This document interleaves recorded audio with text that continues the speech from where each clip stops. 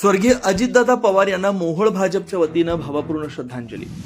मोहोळ इथं भारतीय जनता पार्टीच्या पदाधिकारी आणि कार्यकर्त्यांच्या वतीनं स्वर्गीय अजितदादा पवार यांची शोकसभा अत्यंत सन्मानपूर्वक आणि शांततेच्या वातावरणात पार पडली. या प्रसंगी मोहोळ तालुक्यातील राजकीय क्षेत्रातील दिग्गज नेत्यांनी उपस्थित राहून आपला भावना व्यक्त केल्या. भाजपचे सचिन जाधव म्हणाले, आज आपण सर्वजण एका अत्यंत जड अंतकरणाने इथं जमलोय.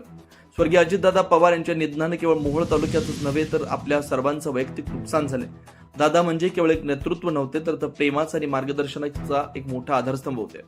राजकारणाच्या पलीकडे जाऊन समाजकारण कसं करावं आणि माणसं कशी जोडावी त्याचा वस्तुपाठ त्यांनी आपल्यासमोर ठेवला.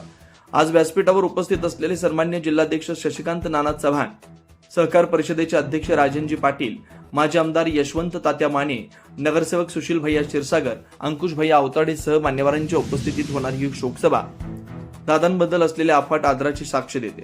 दादांच्या जाण्यानं जी पोकळी निर्माण झाली आहे ती कधी भरून निघणारी नाही, पण त्यांच्या स्मृती, त्यांचे विचार आणि त्यांनी दिलेली शिकवण हीच आता आपली शिदोरी आहे. त्यांच्या कार्याचा वारसा पुढे नेणं ही त्यांना खरी श्रद्धांजली ठरेल. मी माझ्या वतीनं आणि आपल्या सर्वांच्या वतीनं स्वर्गीय अजितदादा पवार यांना भावपूर्ण श्रद्धांजली अर्पण करतो.